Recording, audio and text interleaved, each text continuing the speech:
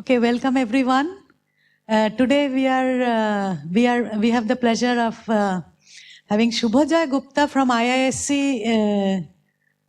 in Bangalore.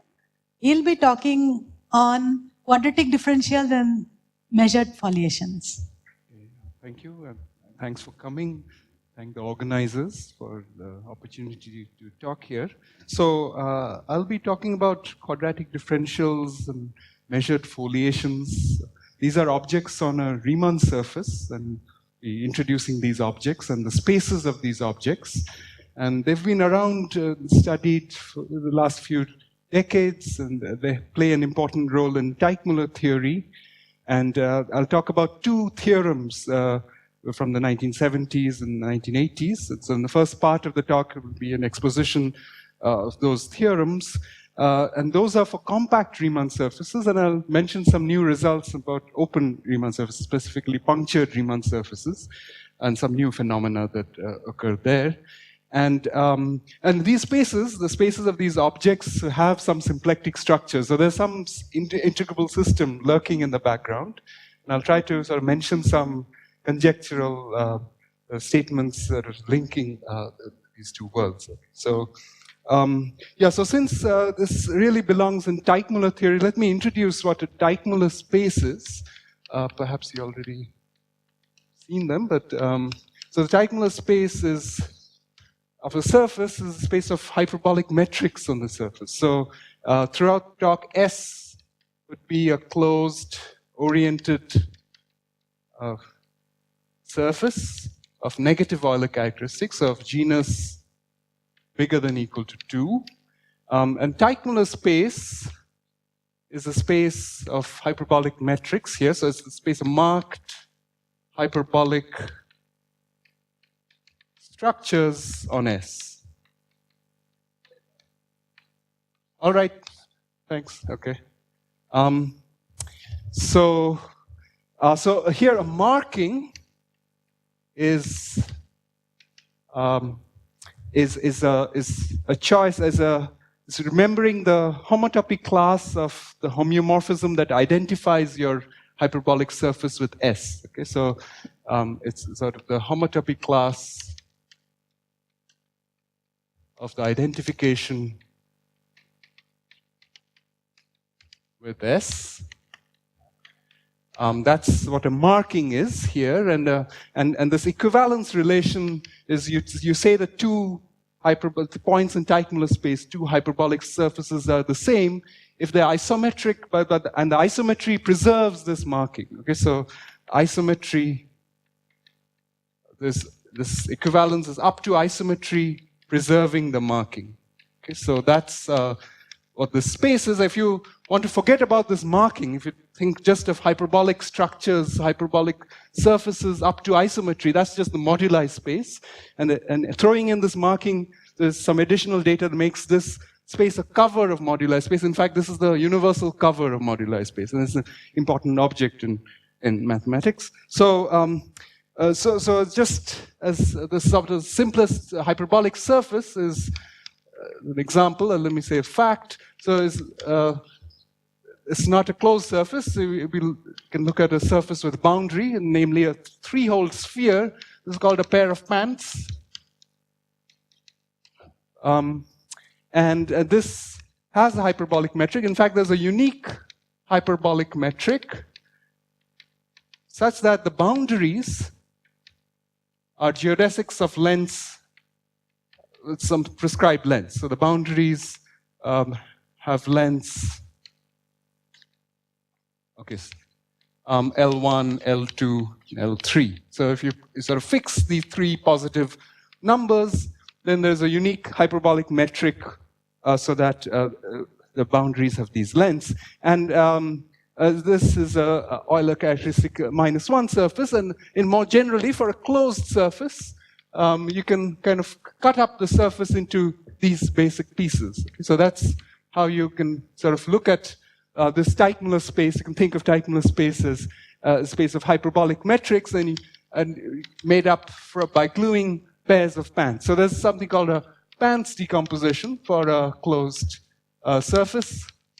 So So this involves taking a maximal collection of disjoint simple closed curves, which are called the Pans curves, okay? And there are always 3g minus 3 of them in such a collection. And if you cut them up, then you see that you get various pairs of Pans. So Teichmuller space then is parametrized by the lengths. So firstly, the lengths of these pairs, these Pans curves. Right? So once you prescribe what the lengths of these are, if you cut them up, this is a unique, by this fact, there's a unique hyperbolic metric on each of these pieces. Yes? That's right, yeah. 3. 3? Yeah. So where's the 3? Yeah, so the 1, 2, 3, the 3 Pans curves. Oh, do you mean the boundary curve? That's right. Well, I should have used a different color. These are curves on a closed surface. Okay, so there are 3 of these curves that you can put. You can't put any more curves so that its disjoint is homotopically non-trivial. I thought each of those was a curve down at the bottom there. Each of these, so once you cut along these, you kind of, so maybe I should have clarified this, you cut along these Pans curves, then you get pairs of Pans. That's the purpose of a Pans curve collection. And each of these pair of Pans is uniquely prescribed once you know what these lengths of these boundary curves are, which are the lengths of these curves, these Pans curves in the closed surface. So a pair of Pans could have more than 3 curves on it? No, so it's always 3 boundary curves. You can't fit any, so topologically it doesn't allow any other closed curve on it apart from the boundary curves. Okay, so any non-trivial, sort of homotopically non-trivial curve, it has to be one of these 3. So that's the sort of the simplicity and sort of the usefulness of a pair of Pans. Okay, so right, so these lengths of these Pans curves can be prescribed. And this gives you, but that's not all. So there's some more parameters that describe a hyperbolic metric on a surface, because you also have a freedom of choosing how you glue. So you're sort of identifying circles, 2 circles of the same length in this picture, and there's a freedom of how much you twist. So there's some additional real twist parameter for each of these Pans curves. So that's another 3g minus 3 of them. So these actually parameterize Teichmuller space. Okay, so these are the length parameters. So let me call them Li, and these are the twist parameters. Let's call them theta I. And these so parameterize Teichmuller space. It's easy to see that this is now homeomorphic to an open ball of dimension 6g minus 6. So a couple of remarks sort of relevant to today's talk. So first of all, Teichmuller space can also be defined as a space of marked complex structures on S, or Riemann surface structures, if you like. Okay, up to an equivalence. So it's the same thing here, except instead of isometry, replaced by biholomorphism. Okay, so that's what Teichmuller space. So this is by uniformization. So uniformization theorem tells you that any Riemann surface has a unique compatible hyperbolic metric. Okay, so that's Teichmuller space. And and the second remark is that Teichmuller space is also a symplectic manifold, right? So Teichmuller space has a symplectic structure. And in fact, the symplectic form in these coordinates. So by the way, this parametrization is also called the Fenchel-Nielsen parametrization. So in the Fenchel-Nielsen parametrization, this symplectic form can be written as dl wedge d theta is sum up over all the Pans curves. Okay, this is the formula due to Wolpert. And this tells you, for example, that this is Teichmuller space is then an integrable system. These length functions, these lengths of these Pans curves, the 3g minus 3 of them, they Poisson commute. And yeah, so the total space is dimension 6g minus 6. This is symplectic form. Okay, so this is at the background of my talk, the Teichmuller space. let me now come to the first the objects in the title of my talk. So, quadratic differentials. So here, I'm going to fix a complex structure. So these quadratic differentials are holomorphic objects on a Riemann surface. So I fix a Riemann surface X. So this is a complex structure on our surface S that we fixed. So Riemann surface of genus G bigger than or equal to 2. And this holomorphic quadratic differentials is the space that I denote by Q of X.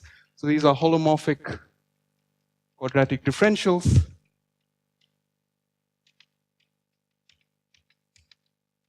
And what it is, these are tensors. So this is, if you look at an element of Q of X, this Q is the holomorphic, is a 2-0 tensor. What it really means is, so locally, it looks like, so this holomorphic in the local chart, it is looks like Q of Z dz squared or dz tensor dz, where Q is holomorphic, where this Q of Z is holomorphic, is a holomorphic function. So this is what it looks like in local charts, and it has this tensorial property, the correct change of coordinates. So it can also be thought of as the holomorphic sections of the square of the canonical bundle on X. Okay, so canonical line bundle. All right. So this was what. So should I write here or maybe? Okay. So the fact is, so this is sort of follows from the Riemann-Roch theorem that this Q of X is clearly a vector space. It is a vector space over C and of dimensions 3G minus 3. Okay, so already you see that there are sort of two spaces on the board which has same dimension, and in fact, so Teichmüller space can be parametrized by holomorphic quadratic differentials. So one parameterization was in fact given by Teichmüller, but the one that we are concerned with today is this theorem from the mid-1980s by Wolf and Bentley Hitchin. The Teichmüller space is homeomorphic to space of holomorphic quadratic differential with this fixed complex with this on this fixed Riemann surface via harmonic maps. Okay, so there's this identification via harmonic maps. And I'll try to make it clear now. So what's this idea of the proof? So harmonic maps is something that must have come up in this week. So let me quickly define it. So a harmonic map. So now I'm looking at harmonic maps between surfaces. So harmonic map between, let's say, I have one hyperbolic surface. I'm going to write the metric, the hyperbolic metric as a conformal metric like this, to another hyperbolic surface. So the sigma and rho are hyperbolic metric. So harmonic map is a minimizer. Turns out it's a minimizer of the energy functional, which is the usual L2 gradient of this map. So the functional is defined by the L2 gradient of these smooth maps between these surfaces, and this is obtained by integrating. So this energy density, which is so these derivatives, the holomorphic energy density and the anti-holomorphic energy density, you integrate over the surface. Okay, so this is the usual notion of energy, and the minimizers of these densities, harmonic. So for us, there's X and Y would be points in the same sort of Teichmüller space, would have the same topology. So really we'd be interested in harmonic diffeomorphisms, or homeomorphisms, if you like. And so the existence of such harmonic diffeomorphisms between you take 2 points in diagonal space, want to map, preserving the marking. Remember, there's this data of a homotopy class that identifies this. So that has its own history. So the existence of such maps were first proved by Eells and Sampson, their seminal paper, and then sort of uniqueness. Such harmonic diffeomorphisms are also unique. That's proved by Hartmann and Albert. And finally, I mean, so Eells and Sampson really shows the existence of a harmonic map in a homotopy class, but we need a sort of something more. We need to be a diffeomorphism, and that was sort of the work of Schoen and Yao and independently Sampson. So there's a long history behind this. The fact that there exists such a harmonic diffeomorphism in any homotopy class, which we can exploit. So how this parametrization works is one fixes a base as a Riemann surface, which will be the domain for a harmonic map, and then varies y in the target. Okay, so and we look at what are called the Hopf differentials of these harmonic maps, which I'm sure has come up in this conference. So let me just also, before I state the idea of the proof of this theorem, the equivalent characterization of harmonic diffeomorphisms between surfaces is that this Hopf differential of the harmonic map, which is defined, so let me just give it a notation. It's this Hopf of omega is defined as the pullback of the metric in the target, this hyperbolic metric, and you look at the 2-0 part, the holomorphic part. Okay, so this Hopf differential is holomorphic. It's actually a holomorphic quadratic differential, and that's sort of if and only if this map is harmonic. So perhaps not a surprise to people in this audience. And so the strategy of the proof so the idea of the proof of the theorem is, that I stated, is you fix a point in Teichmuller space. I'm going to drop the hyperbolic metrics. It's actually, it doesn't depend on, so the harmonicity doesn't depend on the metric and the domain, because the sigmas, as you notice, cancels out when you integrate.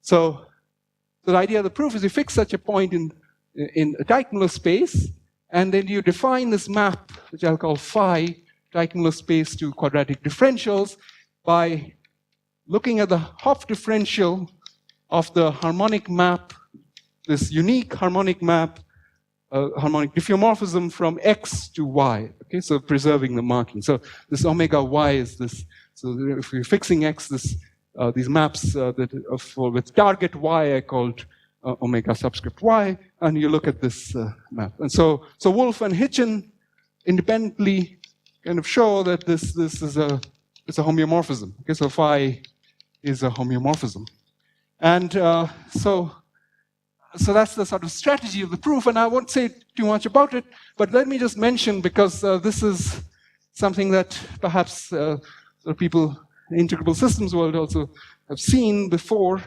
So the study of a particular equation helps in the proof. So this so the proof involves the fact that this is indeed a homeomorphism, this map that we defined. The proof involves the study of a certain equation, which you might be recognizable to various people here. So this is so some kind of vortex equation. And here this Laplacian is with respect to this domain metric sigma. Okay, and so the relation with the harmonic map omega is the following. So if this energy density, you can sort of can break up into the holomorphic part and the anti-holomorphic part, and this if you let u be the log of this holomorphic energy density, then this equation is satisfied. This is a Bochner type equation for this harmonic map, and Q here is just the Hopf differential of the harmonic. So the idea is so if you have a harmonic map, these associated functions satisfy this PDE, and then sort of one kind of plays a game of trying to solve it. Okay, so this is something that might be familiar to integrable systems, integrable systems community. All right, so that's how this theorem kind of works, and kind of it's the background to my talk. So let me make a couple of remarks about this. First, so this theorem is actually a sort of tip of an iceberg. It's part of what is now known as, can be called the non-abelian Hodge correspondence.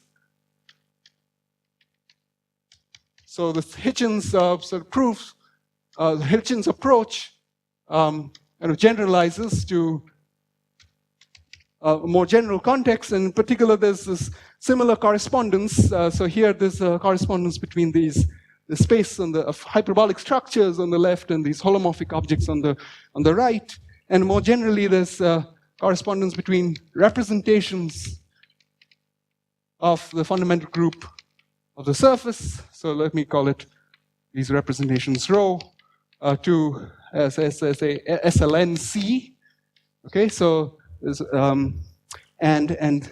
so this is sort of can be thought of as a space of geometric objects or topological objects on the left, and here there's some more holomorphic objects called Higgs bundles on X, which I won't define, but these are certain sort of holomorphic, so it's depend on this holomorphic data, the complex structure on X, and so on. Okay, so these are holomorphic vector bundles equipped with certain endomorphism valued 1 form. Okay, so there's a more general correspondence here, which this is actually an instance of. So hyperbolic structures relate to representations of fundamental group of the surface into SL2R.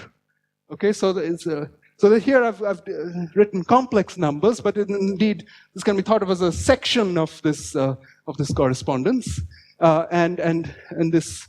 So the more general thing involves complex Lie groups also. Okay, so I just wanted to mention that this is part of a bigger story. And the second remark I want to make is that this map phi is not a symplectomorphism. Okay, so I just introduced this, I told you what the symplectic structure is on Teichmüller space. So it turns out that quadratic differentials also has, so there's of course it's a vector space, so it has a particular symplectic structure, in fact a scalar structure, which is stratified. So there's a stratified scalar structure that is useful in various contexts. So let me just sort of quickly say what it is. So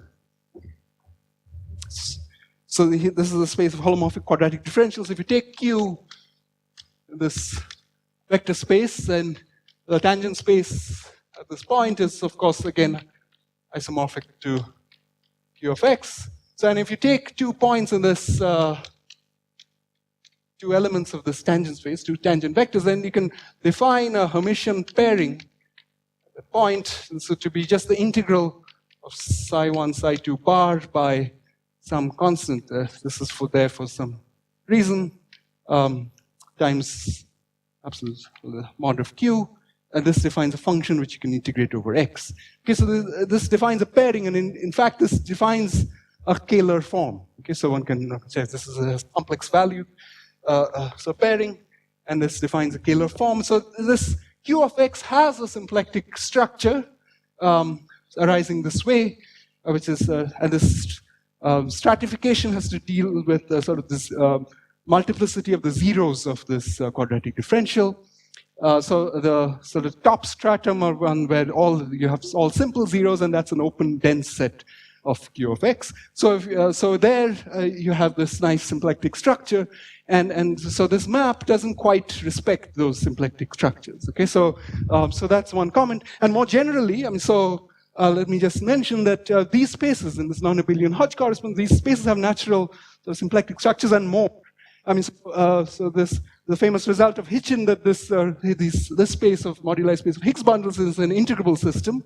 So there's a lot of this, in particular, of course, the symplectic structure here, and the space of these representations, this what is called the character variety, also has its own symplectic structure, the Goldman symplectic structure, and typically they are different. So this correspondence doesn't quite sort of preserve them on the nose. Okay, so this is one kind of remark that is related to this work of Wolf and Hitchin. All right, so now let me get to the measured foliations. That's the second part of second word in the title. So far we have Teichmüller space and holomorphic quadratic differentials. This is sort of, I can just, some kind of simple case of a non-abelian Hodge. So measured foliations is another sort of space of objects on, so the space of measured foliations on the surface denoted by MF. And this also turns out to be homeomorphism. You can think of this as a sort of a period map in a certain sense, but I'll just say what it is. Okay, so maybe I can do that here. So now let me say what measured foliations are. So one motivation, so let me just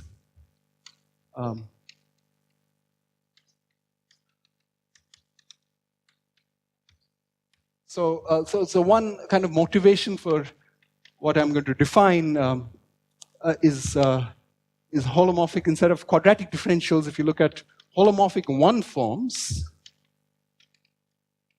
so this is a sort of a more well-known object. So locally, it's omega z dz, where its omega is holomorphic.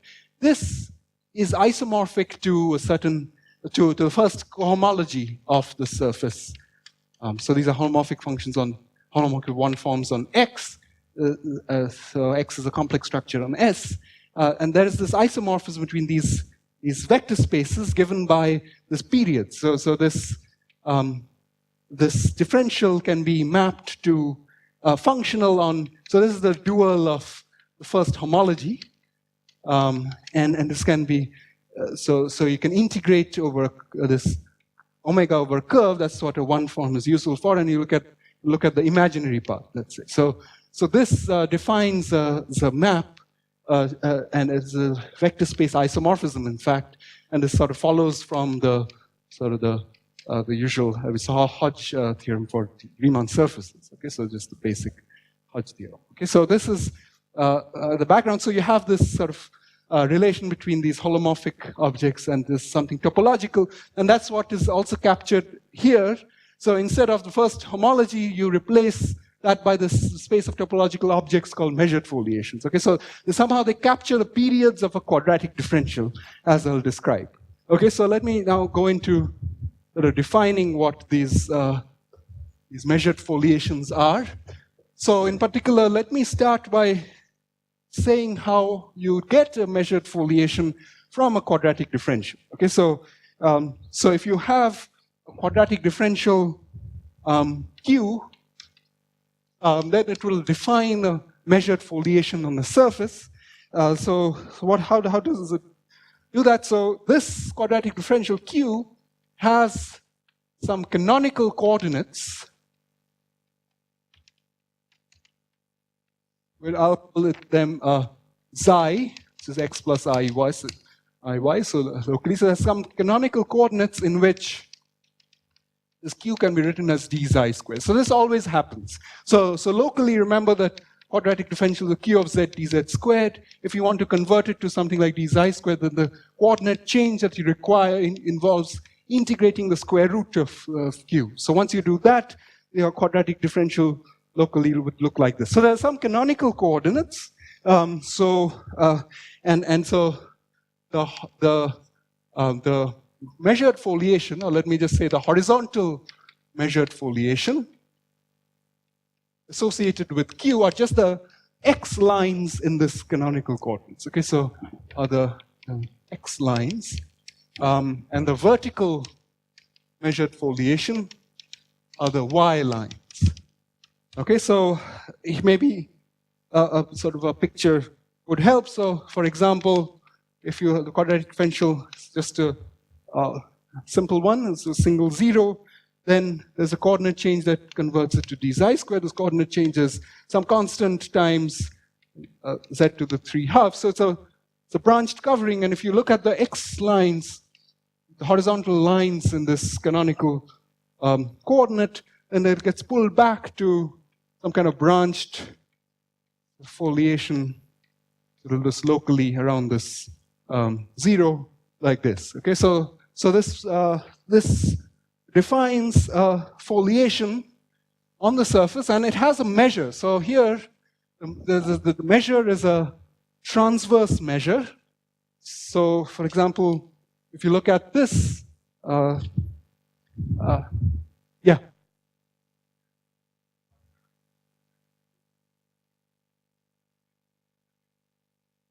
That's right, yeah.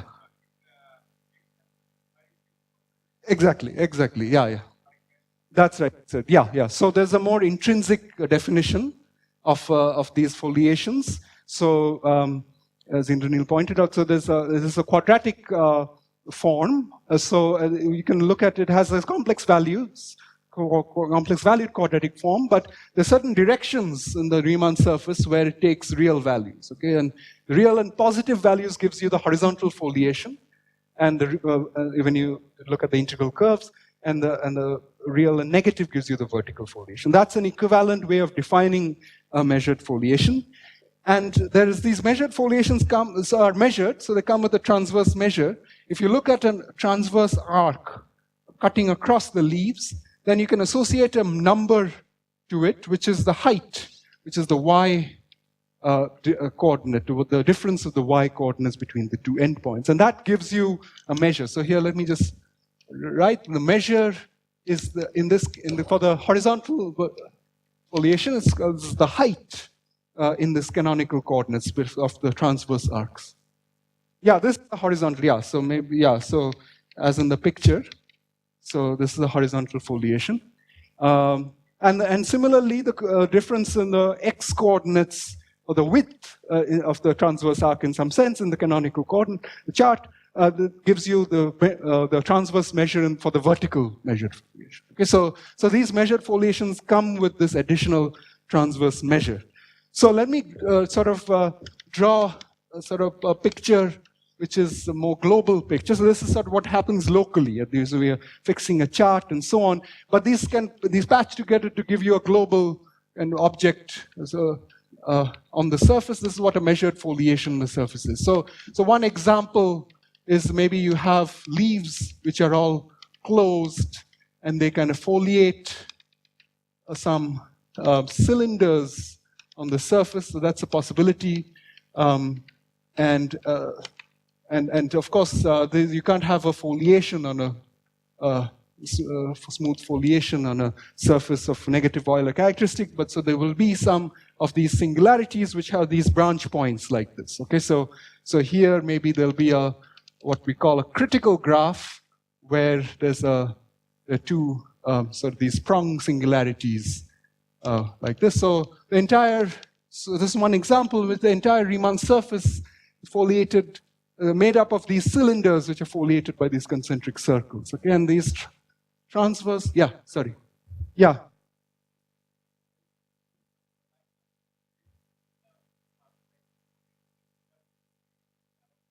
That's right, yeah, absolutely, yeah, okay. Yeah, so, I mean, right, exactly. So it's you can phrase these transverse measures. That's why I said that these encode periods of the vertical foliation. So these transverse measures, the height is actually just the imaginary part of the integral of the square root of q. Okay, so in this way, in this sense, just like we had the period map for this holomorphic one forms, so these define some periods. So whenever you have so these cylinders, for example, have some heights, so lengths across some transverse measures. So any curve, when it cuts through this surface, it will cut through these cylinders. So any curve, let's say like this, and it will acquire a measure which is sort of the sum of these.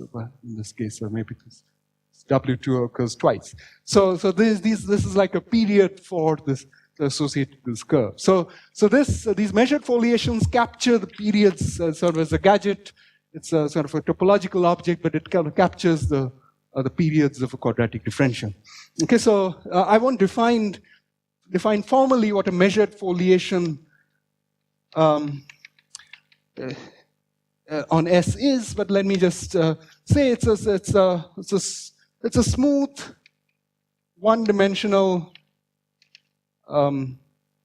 foliation, which with certain singularities of a standard type, which is with prong singularities. These occur when there are zeros of the quadratic differential, let's say.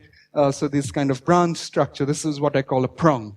Okay, and there can be, depending on the order of the zero, there can be more prongs here.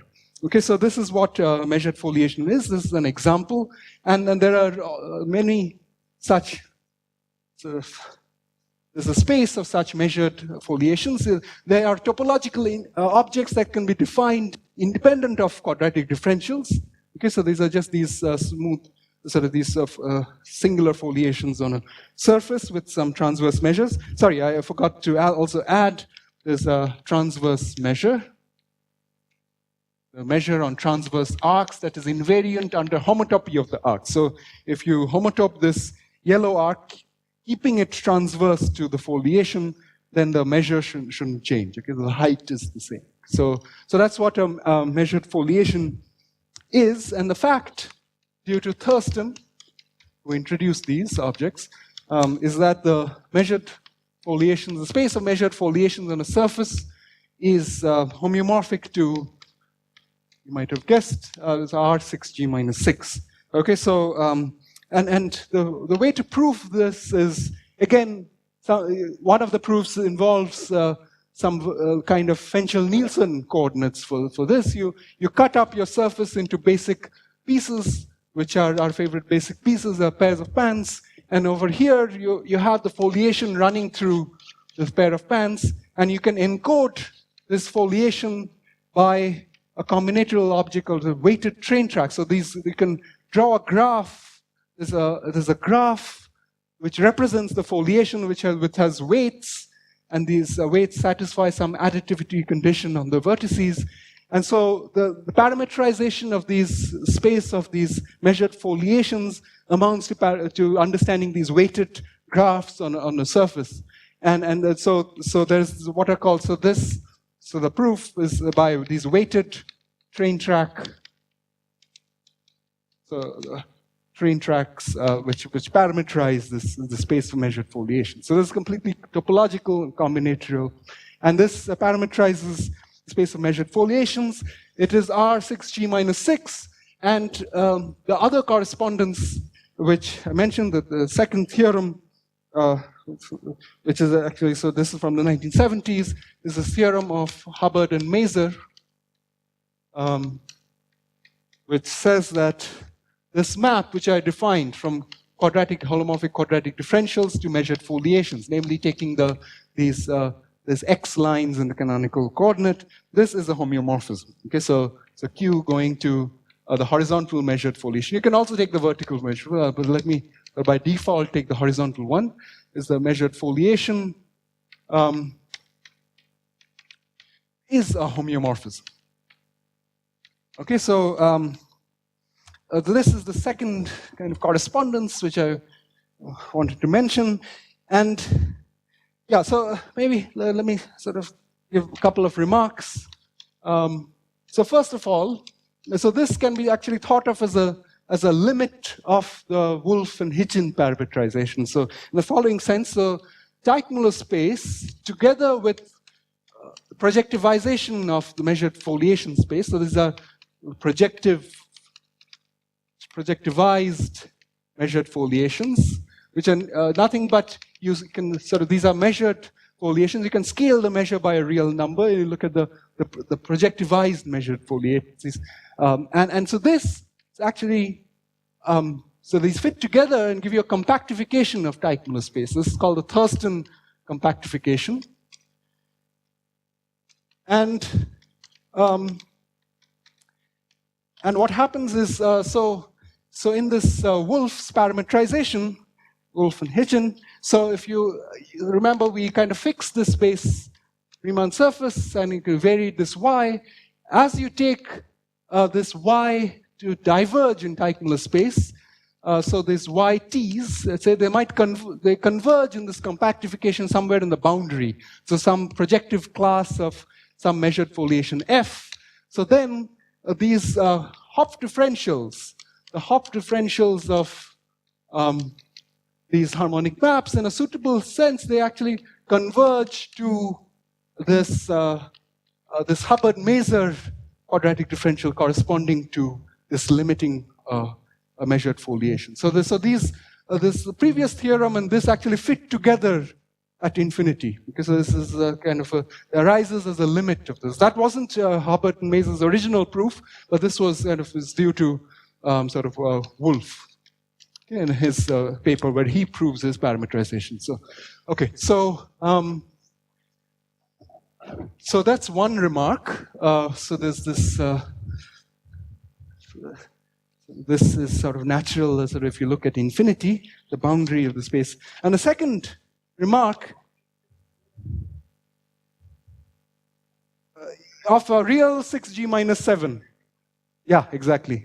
So, so if you projectivize the space, then PMF is a sphere of dimension 6G minus 7. This exactly fits, it turns out, if you define the topology and convergence correctly, as a boundary of Teichmuller space. This was the important kind of, this was the, yeah, as a real, that's right, yeah. Yeah, exactly, yeah. So you look at, real vector spaces here. Okay, so, right, so the second remark is that the map psi now, so this Hubbard and Masar map is a symplectomorphism. So with respect to what is called, so on the measured foliations, so I've already introduced the stratified symplectic structure on Q of X. On the space of measured foliations, there is what is called the Thurston symplectic form.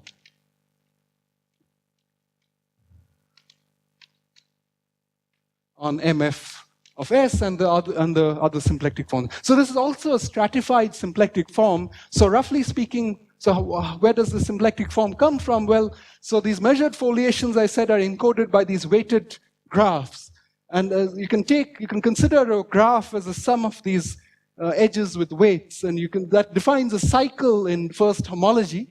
And then, so you look at this dual and cohomology and look at the cup product, and that gives you a symplectic pairing that defines a symplectic form on measured foliation. So this is a very sort of vague description, but this can be made precise, and there's a very nice sort of expression of this symplectic form, just like we had nice expression of symplectic form in Teichmuller space. There's a nice expression on this measured foliation space also. And this also has a stratified structure related to these orders of these singularities, these prong type singularities. And so on a generic measured foliation only has a simple zeros, so in the quadratic differential side. So the corresponding prong singularities have this branch structure, this three-pronged singularities. Okay, so so this is a result of David Dumas, not too long ago, actually. So this is a sort of connects with so what is the sort of theme of this conference, perhaps. And so I expect. So let me just mention it as a conjecture of mine. So it's sort of this Wolff-Hitchin. So combining, sort of looking at 1 and 2. So sort of how somehow this Hubbard-Masar is the limit, in some sense, of the Wolff and Hitchin parametrizations. So the Wolff and Hitchin parametrization is asymptotically symplectic. Okay, so I mean, this is a somewhat vague conjecture, one has to make that more precise in a suitable sense. So remember that Q of X is being identified with Teichmüller space. So this can be thought of as a complex vector space. You can think of it as a real vector space, as Indra pointed out. And so along these real rays as you go out, one would expect the symplectic, this map phi to sort of approximate the symplectic, so to preserve the symplectic structure more and more. Okay, so this is sort of I expect this to be true. Can't prove it, but okay. So now, so let me now mention the things which can prove. So, so some new results. So somehow, so all this can be generalized. So they have a version for open Riemann surfaces. So these the new results are basically generalizations of the Wolf and Hitchin theorem and this Hubbard-Masar theorem.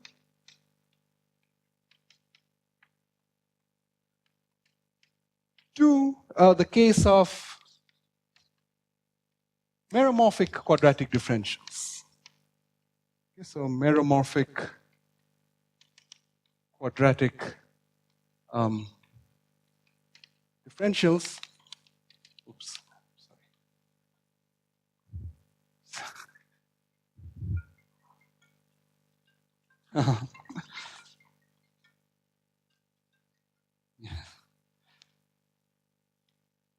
Okay, sorry about that. To the case of meromorphic quadratic differentials, so these are things with poles. So generally, so sort of locally, what would that such a quadratic differential look like?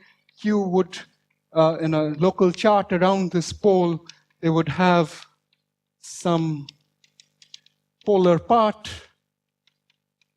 and a holomorphic part.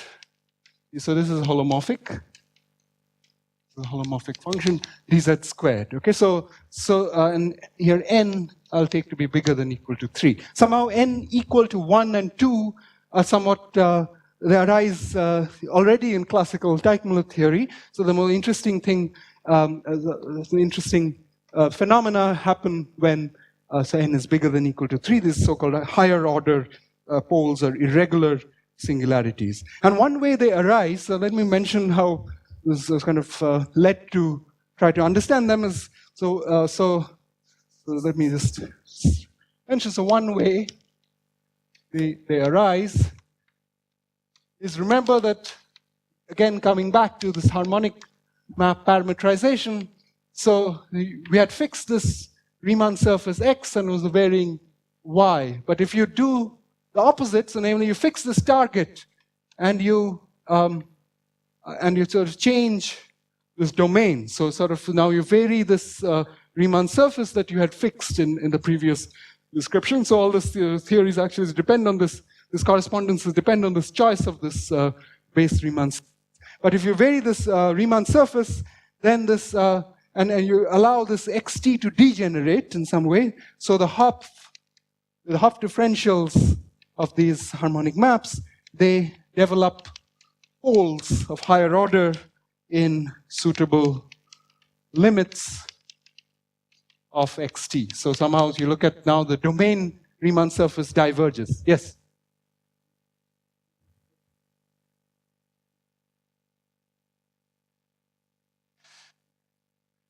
Yes, it's exactly the same equation. Yeah, so exactly the same, except that Q has as a pole, that factor Q has a pole. So one, in some sense, we have to solve that equation. You're right. So I'll come to that in some time, perhaps. Yeah.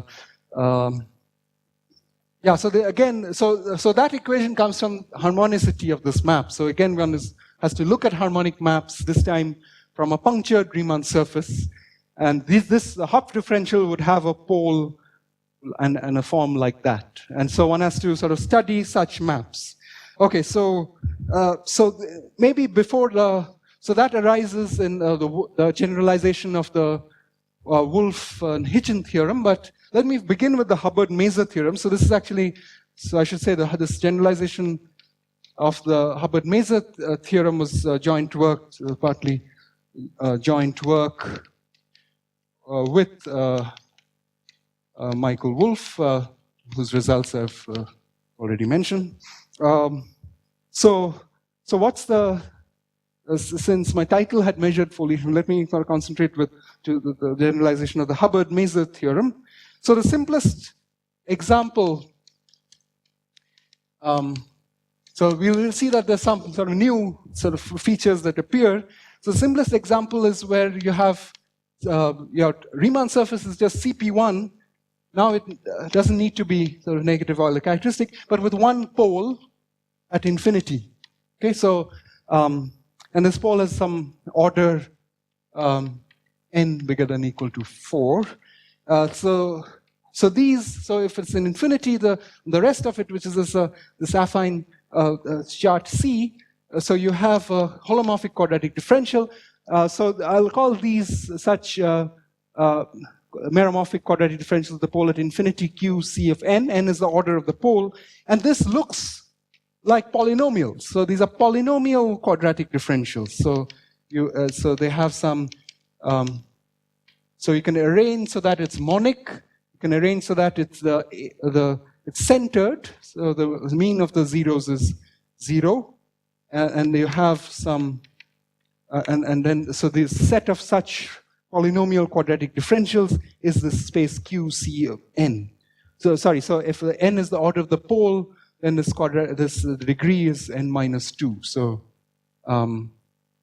so let me just. So if the degree of the polynomial is n, then this order of the pole is n plus 2. So n is not going to be the order of the pole, but it's going to be degree of this polynomial here. And this is parameterized by these coefficients, which are, and there are n minus 1 of them. So that's a copy of Cn minus 1. And this space, so this Hubbard-Masar theorem, which I'm erasing, doesn't hold. I mean, as I wrote it now, so this is not equal to homeomorphic to the corresponding space of measured foliations. Why is that? So let me just look at the simplest case. So n equal to 2. So there you're looking at a quadratic polynomial. So it's z squared plus a dz squared. And so for generic a, there are two simple zeros, and locally the foliation, as I described around these zeros, look like this branched, these prongs, and these extend. There are no other singularities, no other zeros, so these kind of extend to a foliation of the picture. That's what a measured foliation for this polynomial quadratic differential looks like, so this has a measured foliation as shown. This is a depiction of that, and such a foliation can again be encoded combinatorially by weighted graphs, in fact by weighted trees. In a slightly different way, you can look at the dual tree to this. So this dual tree would have, so the dual tree is just the leaf space of this foliation, and so there'll be these infinite prongs corresponding to these half planes, these foliated half planes, and there'll be a finite edge corresponding to this strip that you see, this infinite strip. And this finite edge would have a weight A, which is just the transverse measure across this strip. In some sense, the sort of the relative period between the zeros. Okay, so this A is some sort of positive real number. Okay, and the space of these such things, for in this case of n equals, so I called it 2. So this is actually homeomorphic to R.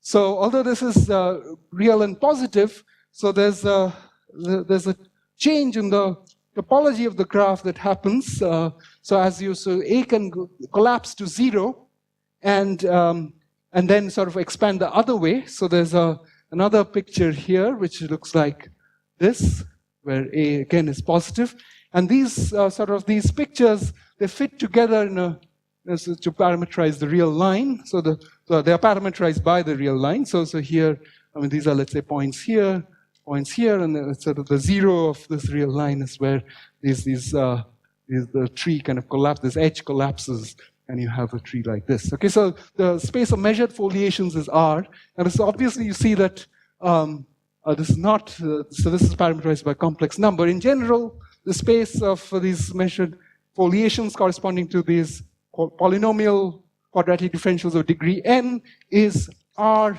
n minus 1, exactly half the dimension. So it's not the same. Okay, so you need to add more parameters to have a homeomorphism. So let me just mention some results. So, I mean, this was sort of somehow in the 90s, it was already there in the work of, so just this polynomial quadratic differential case was there in the work of An-Wan. Okay, I have 5 more minutes. Okay, so let me just mention this generalization of Hubbard-Masar. But the one theorem for this case, for polynomial quadratic differentials of An-Wan, is that in this case, if you have quadratic differential, these polynomial quadratic differentials, then this is actually homeomorphic to 2 copies of this measured foliation space. Okay, so this MFCN cross here. So of course now you know that I've told you the dimensions here now match. And what's this map though? This map is just any polynomial quadratic differential maps to the horizontal measured foliation and the vertical measured foliation. So this defines the homeomorphism here. And so let me just make a couple of remarks. So first of all, there's a similar result for C star. So C and C star, and actually so up to 3 punctures of the sphere have also the property that there's no moduli. So these cases are somewhat easier. So the next is, so the simplest case is C star. So there, if you look at quadratic differentials, it looks like a polynomial divided by z to the m dz squared. So this is a polynomial of degree n plus m minus 4. Then it turns out there's a similar result, and there's a homeomorphism. So let me not sort of state the result since I'm running short of time. So there's a kind of so now you have 2 poles, and this is a homeomorphism to so the corresponding space of measured foliations, 2 copies, and you have to throw out a certain small subset, which so here in this case there's a new phenomenon that occurs, namely that there's something called ring domains which appear as measured foliations, not present here. Okay, so and secondly, let me just mention that a Q, which is polynomial quadratic differentials, acquires a symplectic structure this way. Okay, so via this homeomorphism of An-Wan, because here you have 2 copies of, there's a standard symplectic structure here, parameterized by these horizontal, these edge lengths and this vertical edge length. So these form the x and y coordinates, and you can define the standard symplectic structure here, which you pull back to this quadratic differential space. Okay, so this is for just the simplest case. But what happens in general? What happens for general Riemann surface? So let me just conclude with that. The statement of theorem. First, let me just say, so suppose the genus G is bigger than 0. So then the structure of the measured foliation at a pole singularity. So here the pole in these pictures, the pole was at infinity. So when you look at infinity, so you see these spokes coming in, these rays corresponding to these lines and these rays in the dual graph. So these kind of capture the foliation structure. And so in general, at a whole singularity, you have this structure of these rays, and there are exactly n-2 of them. And there are these, if you choose a coordinate chart, then there are these parameters corresponding to transverse measures between these spokes. Okay, and turns out that the space of measured foliations on a surface of bigger genus and a pole singularity of order n is homeomorphic to 6g minus 6 plus n plus 1. And there is a generalization of the Hubbard-Masar theorem, which involves, so now you fix what is called a principal part of, so let me say, script p at the pole with respect to some local coordinate u. What's the principal part? So remember that the square root, so the q has this form. So if you look at the square root, it will be a meromorphic 1 form, and the polar part of the meromorphic 1 form is the principal part. So this is the principal part of the quadratic differential. So it's really the principal part of the square root. So this principal part of the quadratic differential. So if you fix such a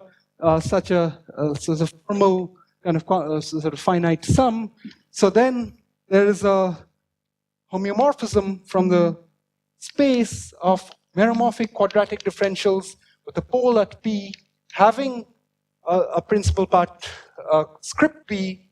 There's a homeomorphism with measured foliations on the surface. Okay, so there's the extra data that we needed to fix is captured by this principal part. Okay, so this is homeomorphic to Sn. Okay, and this is not quite correct. So in general, there should be some compatibility. The residues on both sides should match. So here it turns out for this foliation near the pole, you can define a quantity I call metric residue, which is the alternating sum of these numbers, the real numbers you see here. And this has to match with the residue of this principal part. So if you integrate this principal part for even order poles, it might be non-zero. So might be a 1 upon z term here. So when you integrate, there'll be a number, and that has to match. So let me just say, so this homeomorphism, you need to look at some subset of the measured foliations which have metric residue equals so this is a subset of these measured foliations which have measured this metric residue equal to the residue of the principal part. Okay, so that makes the parameters in fact match up, and this is the generalization of the Hubbard-Masar theorem. Okay, and once again, so I mean the conjecture would be that this is a symplectomorphism. There will be a generalization of Dumas' result. That there's appropriate stratified symplectic structures that provide us some symplectic structures to these spaces, and it's a symplectomorphism. And it might be interesting to study. So once you fix these parameters at the pole, then you can study this sort of the analog of isomonodromic deformation. So looking at the leaves, there will be some symplectic leaves having those fixed parameters at the pole, and sort of understanding what it looks like in these two spaces might be interesting. So anyway, I'll stop here. Yeah, so coming back to that, so it turns out that for these polynomial quadratic differentials, so there is one can solve the vortex equation. So if the Q is some polynomial quadratic differential, and you look at, okay, so so An-Wan, so there's a bunch of people. So there's some combination of these An-Wan and Triberg's, Dam. Okay, so in the 90s, they worked out that one can solve these on the complex plane and then come up with harmonic maps to the hyperbolic plane. Okay, and the image is always an ideal polygon. Okay, so the image will be a polygon with if the degree is n, then the polygon will have n minus 2 ideal vertices. I'm visualizing this in the Poincaré disk model. Okay, so there's a correspondence. So once again, so what happens is if a polygon has n minus 2 ideal vertices, this this n plus 2. Okay, so the degree of the it's 2 less than the order of the pole. So it turns out that if the degree of the polynomial is n, then the order of the pole at infinity is n plus 4.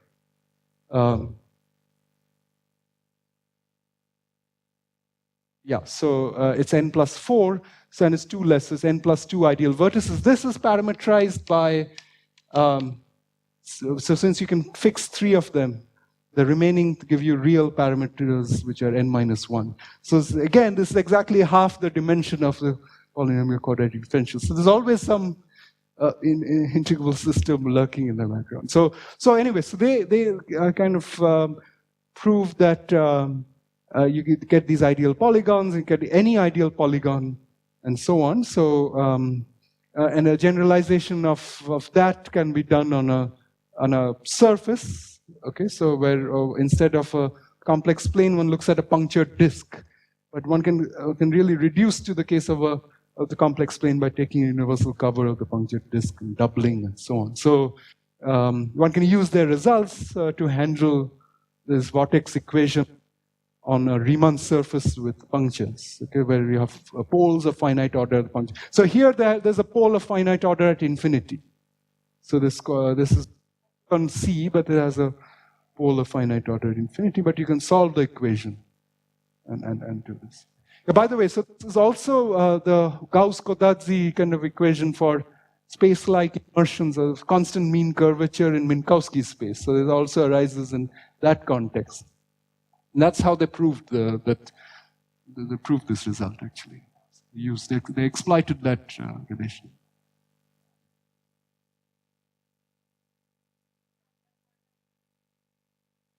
In some sense, I mean, it will be like some curvature of some. Yeah, that's right. Yeah, that's right. These vortex equations are always some kind of constant one. Yeah, well, I mean, it's actually their work which I kind of exploited to in this Riemann surface with punctures case. But yes.